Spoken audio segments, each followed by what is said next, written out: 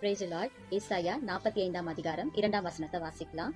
நான் உனக்கு முன்னே போய் கோணலானவைகளை சதையாக்குவேன். இந்த இடத்துல நான் என்றது யாரு குறிப்பிடுதுன்னா, ஆண்டவராகிய இயேசு கிறிஸ்துவ குறிப்பிடுது. ஆனா பல நேரங்கள்ல நம்மளோட வாழ்க்கையில என்ன பண்ணுவோம், ஆண்டவருக்கு இடம் கொடுக்காம நான் என்றது நம்மள எடுத்துக்குவோம். நம்மளோட சுய பலத்துல என்ன பண்ணுவோம், பல காரியங்களை முயற்சி செய்வோம். அது பல நேரத்துல என்ன ஆகும்னா தோல்வியா முடியும், கோணலானவைகளா இருக்கும்.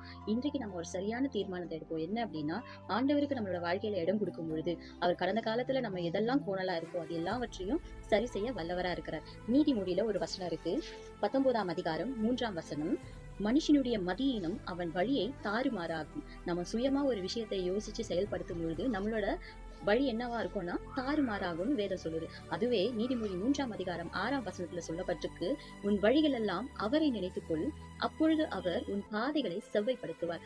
ஆண்டவரை நம்மளோட வழியெல்லாம் நினைத்துக்கணும், அவரை நம்மள முன்னாடி நிறுத்தணும். அப்ப அவர் நம்மளோட பாதைகளை செவ்வைப்படுத்துவார். நம்மளுடைய கோணலானவைகள் எல்லாவற்றையும் செவ்வையா மாத்த வல்லவரா இருக்கிறார். கர்த்தர் தாமே இந்த வார்த்தைகளை ஆசீர்வதிப்பாராக. ஆமென்.